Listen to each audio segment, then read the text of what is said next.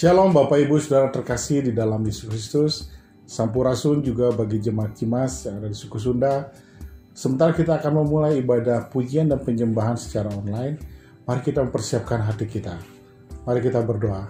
Bapa yang dalam surga, terima kasih untuk anugerah yang telah Kau berikan buat kami semua, sehingga kami bisa berkumpul bersama-sama secara online Tuhan untuk memulai ibadah kami.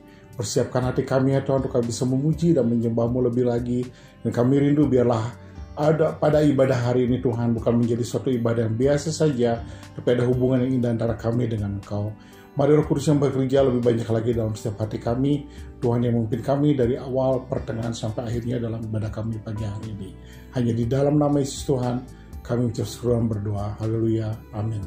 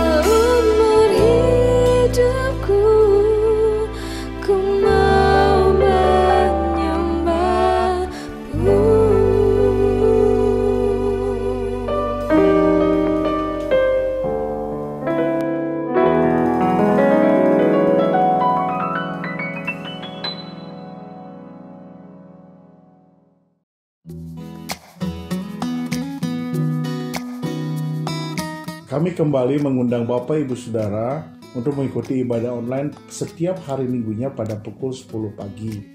Untuk link channelnya akan kami beritahukan kemudian melalui grup WhatsApp. Bagi Bapak Ibu Saudara yang rindu memberikan persembahan persepuluhan dan kontrak gedung, dapat memasukkannya ke rekening berikut.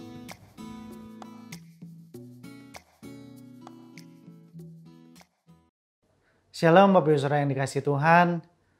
Sebelum kita mendengarkan firman Tuhan, kita mau satukan hati kita supaya firman Tuhan yang kita dengar boleh memperkuat iman kita, memulihkan hidup kita, dan rencana Tuhan yang luar biasa boleh tergenapi dalam hidup kita.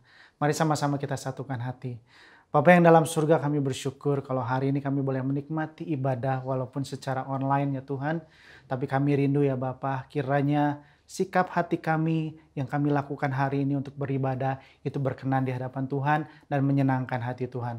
Nanti saatnya kami boleh mendengar firman Tuhan. Kiranya Roh Kudus yang pimpin setiap kami, tuntun setiap kami supaya kami boleh mengerti apa yang menjadi kerinduan Tuhan lewat pemberitaan firman Tuhan pada hari ini ya Bapa. Kami siap untuk mendengarkan firman Tuhan. Ya dalam nama Tuhan Yesus, mari yang siap katakan amin. Shalom Bapak Ibu Saudara yang dikasihi Tuhan. Saya kena percaya bahwa saudara saat ini dalam kondisi baik, dalam kondisi sehat, ataupun ada rekan-rekan kita yang sedang sakit, kiranya kita tetap satukan iman kita, satukan hati kita bahwa ada kesembuhan di dalam Kristus Yesus. Saudara, saat ini kita akan belajar lebih lagi bagaimana kita menjadi pengikut Kristus yang berkenan di hadapan Tuhan. Apa sih yang membedakan antara pengikut Kristus dan orang yang gak mengikut Kristus? Tentunya yang membedakan adalah nilai-nilai hidupnya. Ada nilai Kristus yang ada dalam perkataannya. Ada nilai Kristus yang ada dalam perbuatannya. Ada nilai Kristus dengan apa yang dia perbuat, apa yang dia hidupi. Di situ ada kemuliaan Tuhan yang dinyatakan dalam apa yang dia lakukan. Nah hari ini, mari kita membuka firman Tuhan dalam Kolose 3 ayat yang ke-9. Jangan lagi kamu saling mendustai karena kamu telah menanggalkan manusia lama serta kelakuannya. Nah saudara, seseorang dihargai, seseorang dihormati itu bukan karena statusnya, bukan karena dia kaya, bukan karena dia hebat. Tapi yang penting adalah karena ada nilai dalam hidupnya. Ada seorang tokoh yang luar biasa yaitu Mother Teresa di mana dia dihargai di seluruh dunia, bahkan dicatat dalam sejarah sosial. Karena apa? Dia terkenal bahwa dia memiliki nilai yang luar biasa hidupnya, yaitu apa? Murah hati. Di mana dia menolong orang-orang miskin, menolong orang-orang yang sakit, menolong orang-orang yang tertolak, menolong orang-orang yang tidak dianggap oleh dunia. Dia akhirnya menjadi terkenal dan dihargai di seluruh dunia, bahkan mendapatkan penghargaan Nobel. Tapi bagaimana dengan kita para pengikut Kristus? Apakah kita sudah memiliki nilai-nilai Kristus? Sehingga apa? Orang bisa melihat bahwa oh benar ada kasih Kristus dalam hidup kita. Oh benar ada kuasa Kristus dalam hidup kita. Dan ini penting karena apa? Kita mengatakan bahwa kita mengikut Kristus, saya sudah lahir baru, saya sudah melayani Tuhan. Tetapi jika dalam perkataanmu, dalam perbuatanmu tidak ada nilai Kristus, semuanya menjadi sia-sia. Tentunya bahwa kalau orang memiliki nilai, kalau orang baik hati, memiliki kebaikan, memiliki nilai moral yang luar biasa, mereka lakukan itu supaya mereka mendapatkan keselamatan. Tetapi berbeda dengan kita. Karena apa? Kita sudah diselamatkan. Karena apa? Kita sudah ditebus dosanya. Kita sudah mendapat tempat melalui Kristus Yesus. Tetapi tentunya adalah dengan kita diselamatkan, apa dampak kita diselamatkan? Yaitu apa? Memiliki nilai-nilai Kristus. Karena apa? Orang hari-hari ini sedang mencari orang yang memiliki nilai. Bahkan bangsa kita, presiden kita sedang mencari orang-orang yang punya nilai. Di mana apa? Nilai-nilai yang buruk, korupsi dan sebagainya sedang diberantas. Dan presiden ingin ada lahir generasi yang memiliki nilai, yang punya integritas.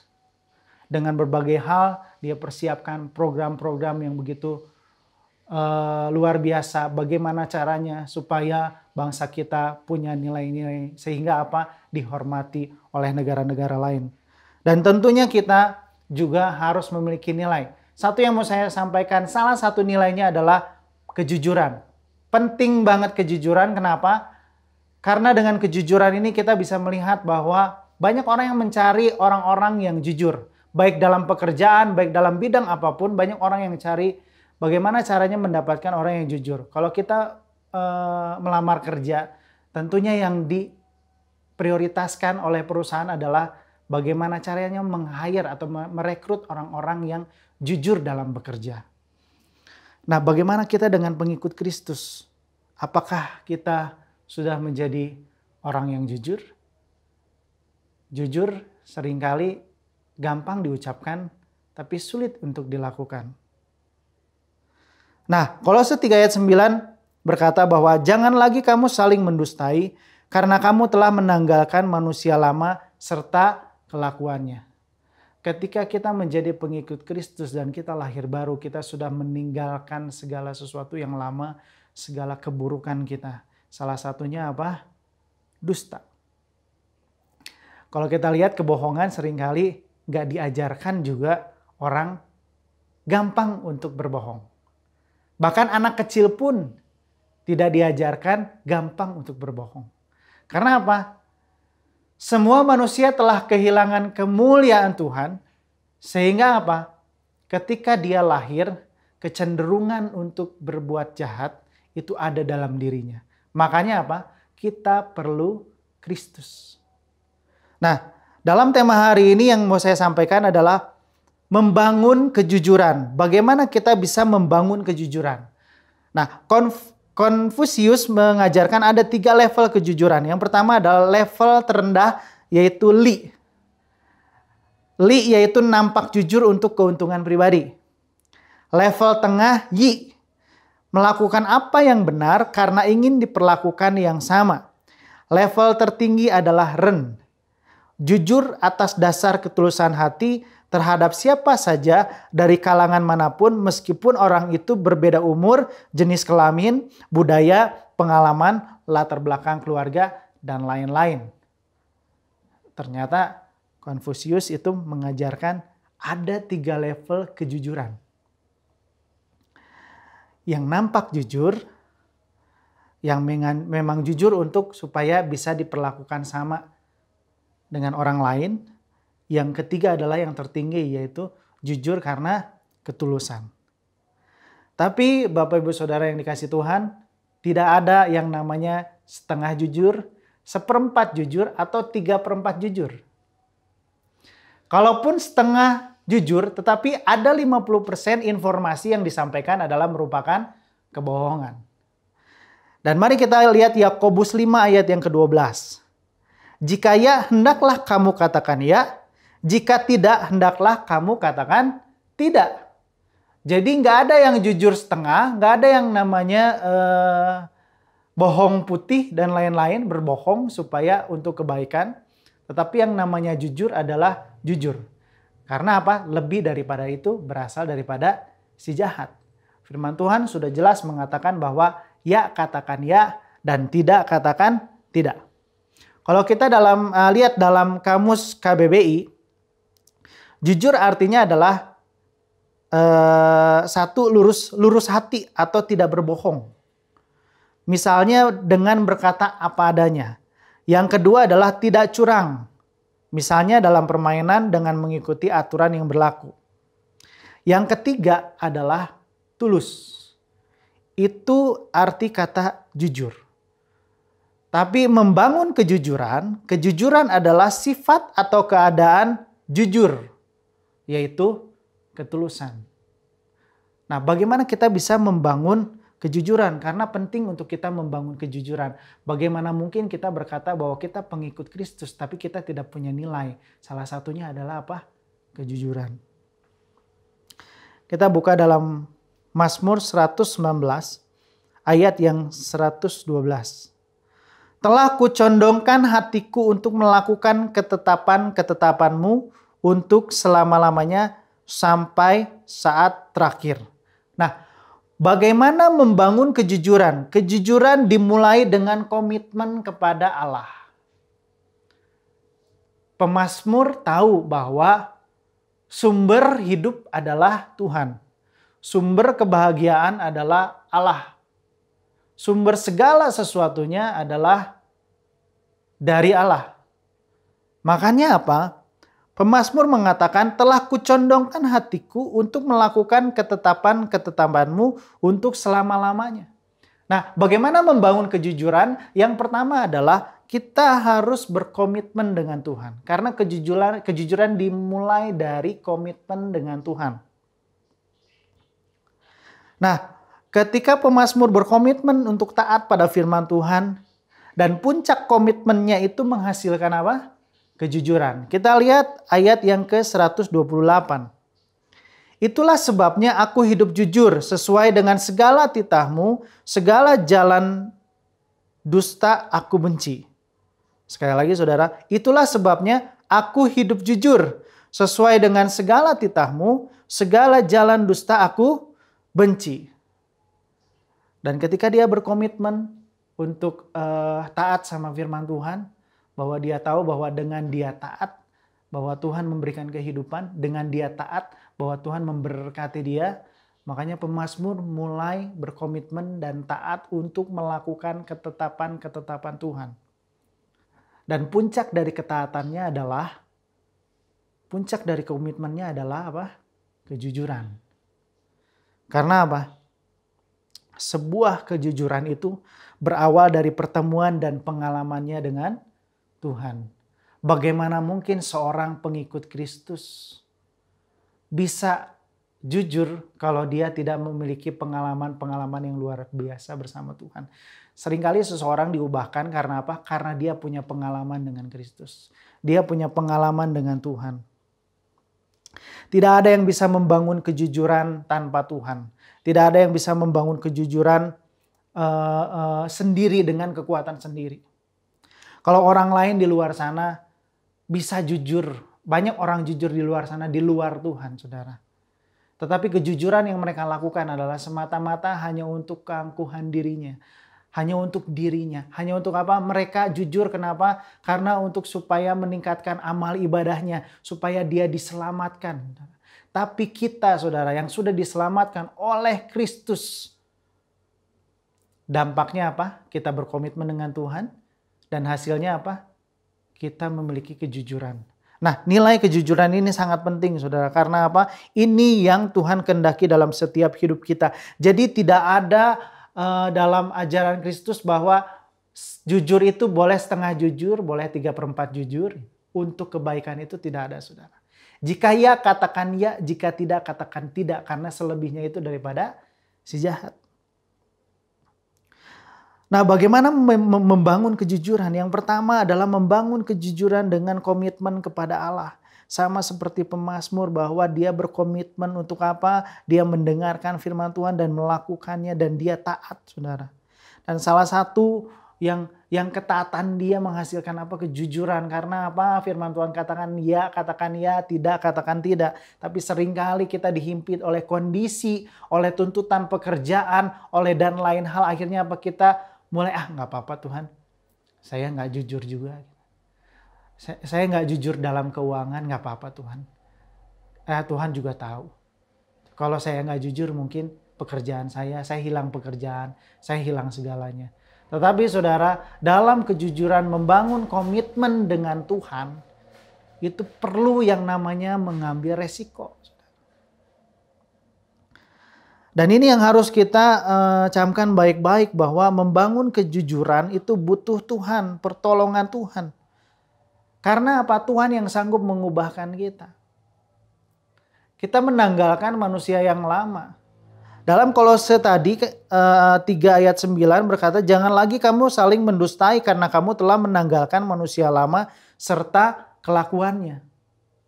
Jadi artinya apa? Kalau engkau pengikut Kristus, maka engkau tidak lagi berbohong. Engkau tidak lagi pemarah, engkau tidak lagi berkata-kata kasar, engkau tidak lagi orang yang melakukan dosa dengan gampang, saudara. Tapi kalau engkau pengikut Kristus, bahwa ada komitmen yang kau kerjakan, sehingga apa, dari komitmen itu membuahkan hasil di mana engkau menjadi manusia yang memiliki nilai, karena apa, menanggalkan kebiasaan lamamu dan engkau menjadi pribadi mengikut Kristus, menjadi pribadi yang mengikuti Kristus dan memiliki nilai-nilai. Sehingga apa, orang melihat bahwa ada nilai Kristus dalam hidupmu. Dan kita harus belajar lebih lagi tentang Kristus. Salah satunya adalah kejujuran. Karena dengan kejujuran itu kita menjadi pribadi yang memiliki integritas. Tidak ada, sekali lagi saudara, tidak ada orang yang sanggup membangun kejujuran tanpa pertolongan Tuhan. Kita tahu mungkin dari sekolah minggu ada satu kisah di Alkitab. Ada kisah Zakheus, orang pendek yang dia mencoba untuk melihat Yesus. Tetapi karena dia pendek, dia akhirnya naik ke pohon ara untuk melihat Yesus. Kalau kita lihat bahwa Zakheus ini adalah seorang Yahudi dan dia ini seorang pemungut cukai. Pada saat itu pemungut cukai sangat tidak disukai. Nah, dalam tradisi Yahudi tentunya orang Yahudi itu sangat ketat dalam mendidik anak-anaknya untuk mengenal hukum Taurat. Zakheus nggak mungkin tidak tahu kebenaran firman Tuhan. Tetapi pada saat itu dia menjadi pemungut cukai yang menjadi pribadi yang dibenci sama bangsanya sendiri. Karena apa? Dia memeras. Dia nggak jujur. Dia memeras orang-orang melalui pajak, saudara. Dia memungut dengan cara yang tidak baik. Sehingga apa? Dia tidak disukai oleh banyak orang. Tetapi saya yakin dan percaya bahwa sebelum Zakheus punya keinginan untuk bertemu dengan Yesus, tentunya ada dorongan dalam hatinya bahwa dia merasa orang yang tidak berharga, dia merasa orang yang perlu dipulihkan. Karena dia mendengar bahwa Yesus bisa menyembuhkan orang sakit. Dan mungkin Zakheus pada saat itu merasa bahwa dia adalah orang yang sakit, hatinya yang sakit dan dia perlu disembuhkan, dia perlu dipulihkan. Mungkin saat itu Zakheus nggak ada lagi yang bertamu ke rumahnya, tidak ada lagi, dia tidak ditemani dengan, tidak punya sahabat, karena apa? Pada saat itu orang-orang sangat membenci, bangsanya sendiri membenci Zakheus karena dia seorang pemungut cukai. Tapi apa yang terjadi ketika dia punya dorongan untuk ingin bertemu dengan Yesus, walaupun saat itu dia kesulitan untuk melihat Yesus. Dia adalah seorang pejabat pemungut cukai, tetapi mungkin kalau dia sangat dikenal banyak orang, tapi kalau orang yang suka dengan dia akan memberikan jalan buat dia. Tapi pada saat itu tidak satupun orang yang memberikan jalan untuk Zakheus bisa melihat Yesus. Sehingga apa yang dia lakukan? Dia naik ke pohon ara dan ingin melihat Yesus. Tapi Yesus tahu saat itu apa yang dialami oleh Zakheus. Akhirnya apa? Yesus berkata, turunlah Zakheus, karena hari ini aku harus datang ke rumahmu. Sangat senang Zakheus pada saat itu bahwa Yesus datang ke rumahnya untuk bermalam dan makan di rumahnya. Apa yang Zakheus lakukan saat itu? Dia ingin membagikan hartanya, apa yang dia peras itu dia ingin kembalikan. Kita mau buka firman Tuhan, saudara. Dalam Lukas 19 ayat 5 dan seterusnya. Ketika Yesus sampai ke tempat itu, ia melihat ke atas dan berkata, Zakheus, segeralah turun, sebab hari ini aku harus menumpang di rumahmu. Lalu Zakheus segera turun dan menerima Yesus dengan sukacita. Tetapi semua orang yang melihat hal itu bersungut-sungut. Katanya, ia menumpang, Yesus menumpang di rumah orang berdosa. Tetapi Zakheus berdiri dan berkata kepada Tuhan, Tuhan, setengah dari milikku akan kuberikan kepada orang miskin, dan sekiranya ada sesuatu yang kuperas dari seseorang akan kukembalikan 4 kali. Kata Yesus kepadanya, hari ini telah terjadi keselamatan kepada rumah ini, karena orang ini pun anak Abraham. Sebab anak manusia datang untuk mencari dan menyelamatkan yang hilang. Artinya apa? Tuhan yang sanggup mengubahkan seseorang. Zakheus adalah orang yang berdosa. Dia anggap orang yang berdosa. Dia nggak jujur karena dia seorang pemungut cukai. Tetapi ketika dia bertemu dengan Yesus, dia diubahkan, saudara. Dia mau membagi-bagikan hartanya. Bahkan apa? Dia mau mengembalikan 4 kali lipat dari orang yang dia peras, saudara. 4 kali lipat. Dia mau mengembalikan itu. Artinya apa? Ketika kita mau berkomitmen dengan Tuhan, kita mau mulai berkomitmen mengikuti apa yang menjadi perintah Tuhan, ketetapan-ketetapan, kita mau taat sama firman Tuhan, maka Tuhanlah yang memampukan kita untuk kita boleh membangun kejujuran, untuk kita menjadi orang yang jujur. Maka Tuhanlah yang mengubahkan hidup kita. Kalaupun kita hari ini seringkali gak jujur, tapi Dia yang sanggup mengubahkan kita, saudara. Tetapi yang membangun kejujuran tentunya menanggung resiko, saudara. Kita juga sama-sama tahu banyak orang yang jujur sulit ketika dia menjabat di suatu instansi pemerintah, ketika dia menjadi orang yang jujur, sulit untuk naik jabatan, sulit untuk promosi. Tetapi saudara, ketika kita mau berkomitmen dan kita mau membangun kejujuran, pasti ada resiko. Pasti ada resiko. Kita lihat kisah Yusuf, di mana dia mau jujur, dia mimpi. Dia ceritakan mimpinya itu kepada saudaranya. Tetapi apa yang menjadi respon saudaranya? Saudaranya berpikir bahwa Yusuf ingin menjadi bos. Dia ingin jadi bos kita. Akhirnya apa? Apa yang terjadi? Yusuf dimasukkan ke dalam sumur. Dijual, saudara. Akhirnya apa? Yusuf menanggung kejujuran dia. Dia mau jadi orang jujur tetapi malah dia menanggung resiko. Pada saat dia diangkat juga di rumah Potifar, dia dituduh. Tapi akhirnya apa? Dia masuk ke dalam penjara. Bahkan di penjara pun, ketika dia mau jujur menceritakan setiap mimpi, dilupakan oleh kepala penjaranya. Bagaimana Yusuf mau berjuang untuk menjadi orang yang jujur. Tetapi ketika kita mau untuk bisa menanggung resiko, tentunya ada janji Tuhan yang Tuhan sediakan buat setiap kita. Dalam Matius 5 ayat yang 10 berkata, "Berbahagialah orang yang dianiaya oleh sebab kebenaran, karena merekalah yang mempunyai kerajaan sorga." Artinya apa? Ketika kita mau belajar, Tuhan, aku mau belajar jujur. Aku mau belajar jujur. Kalau seringkali kita menjadi murid atau kalau sekolah dulu, ketika kita menjadi orang pintar dan pelit, gak mau kasih jawaban, biasanya itu dimusuhin. Ya, nah saudara termasuk orang yang musuhin atau dimusuhin? Kalau yang musuhin berarti saudara waktu itu gak jujur. Karena apa? Niatnya mau nyontek. Tapi kalau saudara dimusuhin, saudara adalah orang yang mau belajar untuk jujur. Tapi gak gampang. Akhirnya apa? Seringkali ditinggalkan teman. Diolok-olok oleh teman. Pelit kamu mah, gak mau kasih jawaban dan sebagainya. Gak mau ngajarin dan lain-lain, saudara. Tapi yang namanya membangun kejujuran itu perlu yang namanya berkorban, saudara. Perlu yang namanya kita menanggung resiko. Tetapi firman Tuhan katakan berbahagialah orang yang dianiaya oleh sebab kebenaran. Karena apa? Jujur adalah mengungkapkan kebenaran. Jujur adalah mengungkapkan apa adanya.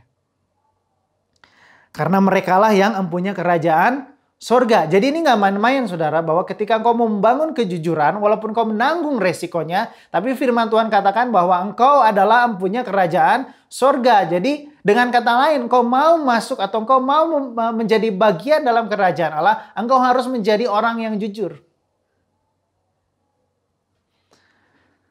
Tentunya orang yang mau menanggung resiko, ada janji Tuhan. Yang pertama adalah jelas sekali dalam firman Tuhan ini mendapat bagian dalam kerajaan Allah. Yang kedua adalah dapat diandalkan dan menjadi berkat. Why? Kenapa? Karena banyak orang saat ini nggak jujur, saudara. Banyak orang saat ini mencari orang-orang yang punya nilai. Salah satunya adalah kejujuran. Tetapi kiranya Tuhan yang memampukan saudara dan saya untuk membangun kejujuran. Sehingga apa? Orang melihat, oh iya, ada perbedaan antara pengikut Kristus dan bukan pengikut Kristus. Ada nilai yang luar biasa yang bisa mengubahkan dunia. yang bisa mengubahkan banyak orang, saudara. Dan Kristus dimuliakan.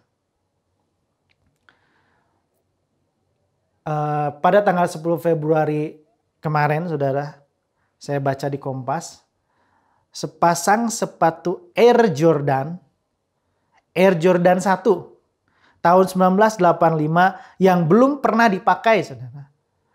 Namun memiliki tanda tangan Michael Jordan. Ini muncul di eBay dan harga jualnya, saudara, 1 juta US dollar. Artinya sekitar 13 miliar. Sepatu, saudara, ditincak, diinjak. Tapi punya nilai yang luar biasa. Apa yang menjadi punya nilai yang luar biasanya? Yang pertama adalah dia dibikin di tahun 1985. Dan yang kedua adalah dia punya nilai kenapa? Karena ada tanda tangan Michael Jordan. Mungkin biaya sepatunya nggak mahal. Saya pikir biaya sepatunya nggak nyampe 1 juta. Tetapi yang membuat sepatu ini punya nilai adalah salah satunya ada tanda tangan Michael Jordan.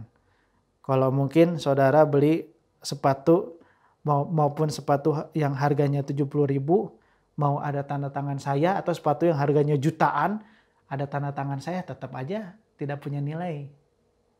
Tetapi kenapa di situ ada tanda tangan seseorang yang terkenal, Michael Jordan. Nah, saudara, orang gak melihat latar belakangmu, orang gak melihat engkau kaya atau miskin, orang gak melihat engkau punya titel tinggi atau enggak, orang gak melihat engkau pinter dalam hal studi dan lainnya, orang gak melihat itu, saudara. Tapi yang orang melihat adalah engkau punya nilai.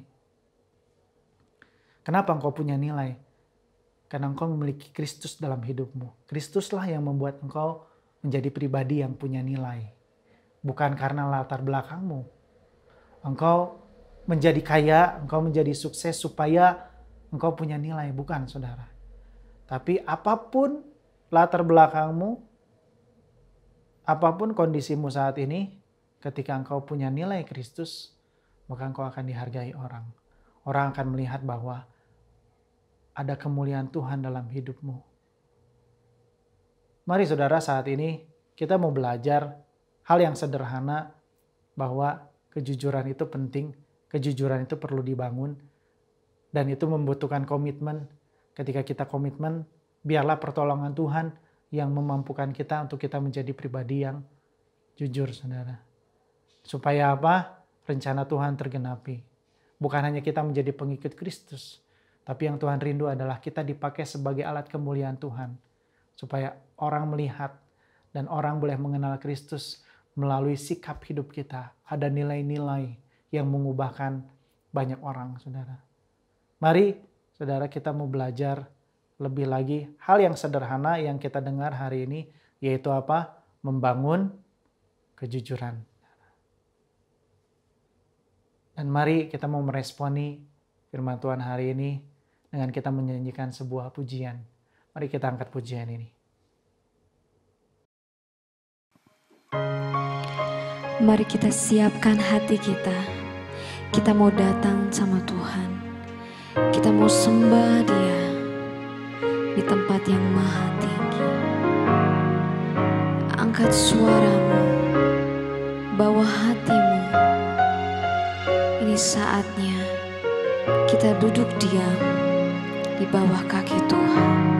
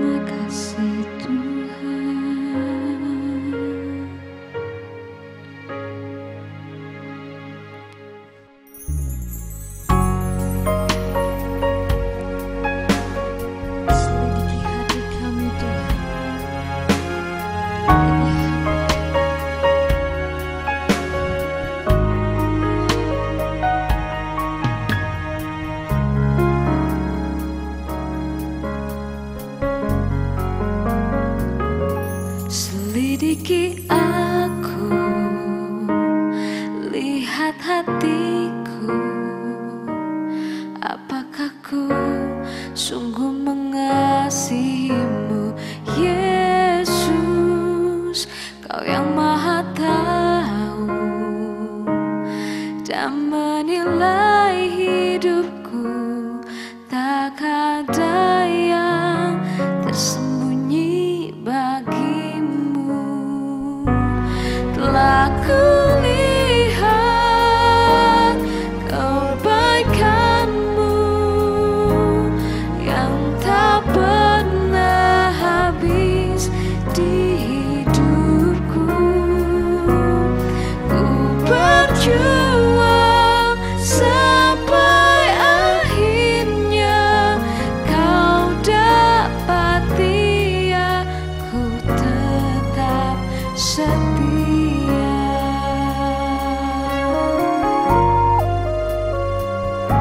Selidiki aku,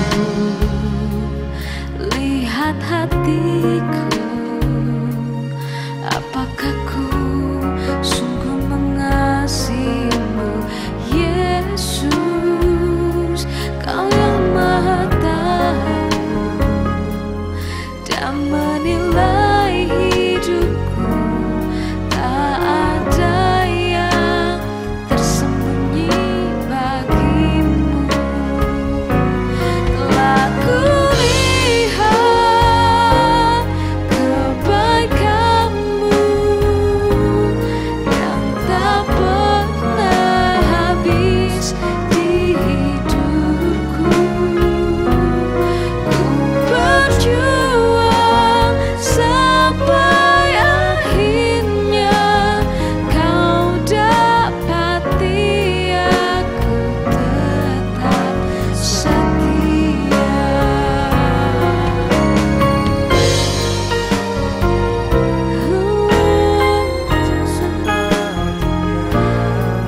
Kau mendapati aku tetap setia.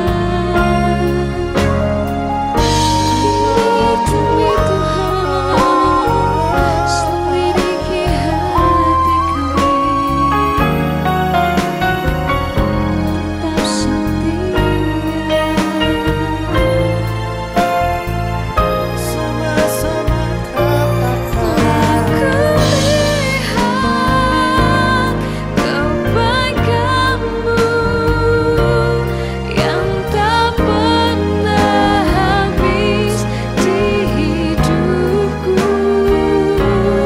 Ku berjuang sampai akhirnya kau dapati aku tetap setia. Ku berjuang sampai akhirnya kau dapati aku tetap setia. Ku berjuang sampai akhirnya kau dapati aku tetap setia.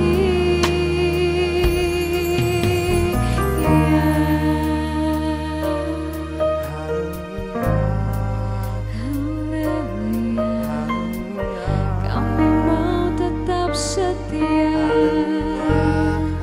Selidiki hati kami, Tuhan. Mari kita berdoa. Bapa yang dalam surga, kami bersyukur kalau hari ini kami boleh mendengar firman Tuhan yang begitu sederhana, di mana kami mau belajar untuk membangun kejujuran dalam hidup kami ya Tuhan, supaya kami boleh menjadi pribadi yang punya nilai-nilai Kristus ya Bapa. Kami yakin dan percaya bahwa bukan karena kuat dan gagah kami boleh membangun kejujuran, tetapi semuanya semata-mata karena pertolongan Tuhanlah yang memampukan kami. Maka saat ini kiranya Roh Kudus yang bekerja dalam setiap kami, apapun kondisinya, dimanapun kami berada, dalam pekerjaan kami ya Tuhan, kami senantiasa memperkatakan sesuatu yang benar ya Bapa. Kami senantiasa berbuat sesuatu sesuatu yang benar ya Tuhan. Supaya benar ya Tuhan, nilai-nilai ini salah satunya adalah membangun kejujuran ini boleh benar-benar ada dalam hidup kami sehingga orang boleh melihat bahwa kami benar-benar pengikut Kristus, di mana ada nilai Kristus, di mana ada kasih Tuhan yang luar biasa yang bisa mengubahkan banyak orang dan kami menjadi pribadi yang menyenangkan hati Tuhan ya Bapa. Dan hamba berdoa saat ini dimanapun jemaat Tuhan berada ya Tuhan, di rumah mereka kiranya Engkau yang menjamah mereka ya Bapa. Mereka yang saat ini sedang sakit Engkau yang sembuhkan.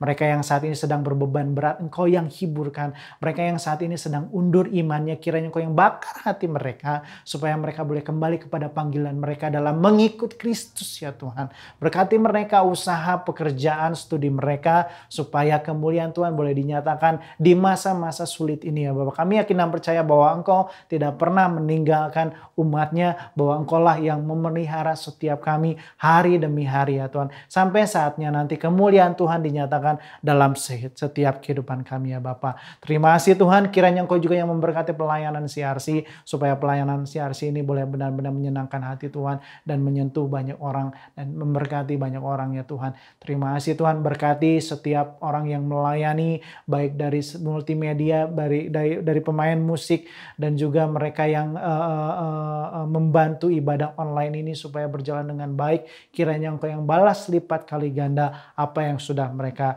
korbankan untuk pelayanan hari ini ya Bapak. Terima kasih ya Tuhan, sebentar kami akan melanjutkan aktivitas kami. Kiranya Engkau yang memberkati kami, jauhkan kami dari segala sakit penyakit menular, bahkan coronavirus sekalipun ya Tuhan. Kiranya Engkau yang menjauhkan kami dari setiap mara bahaya, kecelakaan, bahkan rancangan-rancangan daripada si jahat. Tetapi kasih dan karunia Tuhanlah yang selalu memelihara hidup kami ya Bapa.